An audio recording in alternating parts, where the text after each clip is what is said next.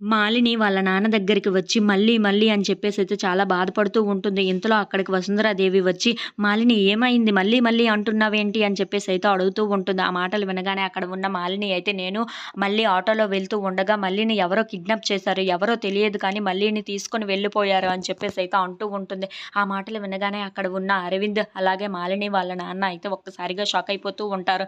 ఇంతలో అక్కడ ఉన్న అరవింద్ అయితే, "మల్లిని కిడ్నాప్ చేయవలసినంత అవసరం ఎవరికి ఉంది? ఆ అవసరం ఎవరికి ఉంది అయినా సరే" అని చెప్పేసైతే అంటూ ఉంటాడు. ఆ మాటలు వినగానే అక్కడ ఉన్న మాలిని అయితే, "అమ్మ నువ్వేనా కిడ్నాప్ చేసింది?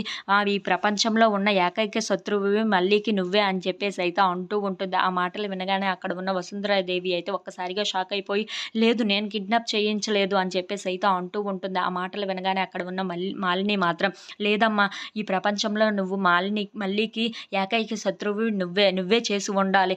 చెప్పమ్మా ఎక్కడ దాచిపించావో" అని చెప్పేసైతే అడుగుతూ ఉంటుంది. ఆ మాటలకి అక్కడ ఉన్న వసుంధరాదేవి మాత్రం, "నేను కిడ్నాప్ చేయించలేదని చెప్తున్నాను కదా" అని చెప్పేసైతే అక్కడి నుండి వెళ్ళిపోతూ ఉంటుంది. ఇంతలో మల్లేష్ దగ్గరికి వచ్చి, "శభాష్ మల్లేష్, నేను చెప్పిన విధంగా మల్లిని అయితే కిడ్నాప్ చేసినందుకు" అని చెప్పేసి మల్లేష్‌ని చాలా అభినందిస్తూ ఉంటుంది. ఇంతలో అక్కడ ఉన్న మల్లేష్ అయితే, "లేదు మేడం, ఆ మల్లిని మేము కిడ్నాప్ చేయలేదు. మేము కిడ్నాప్ చేద్దామని వెళ్ళే లోపే ఇంకెవరో కిడ్నాప్ చేసి ఆ మల్లిని తీసుకొని వెళ్ళిపోయారు" అని చెప్పేసైతే అంటూ ఉంటాడు. ఆ మాటలు వినగానే అక్కడ ఉన్న వసుంధరాదేవి అయితే ఒక్కసారిగా షాక్ అయిపోతూ ఉంటుంది. "ఏంటి మల్లిని నువ్వు కిడ్నాప్ చేయలేదా?" అంటే, "ఎవరు కిడ్నాప్ చేశారు? మల్లిని కిడ్నాప్ చేయవలసినంత అవసరం ఎవరికి ఉంది?" అని చెప్పేసైతే అనుకుంటూ అలా ఆలోచిస్తూ ఉండిపోతూ ఉంటుంది. If you like this video please like, share and subscribe friends.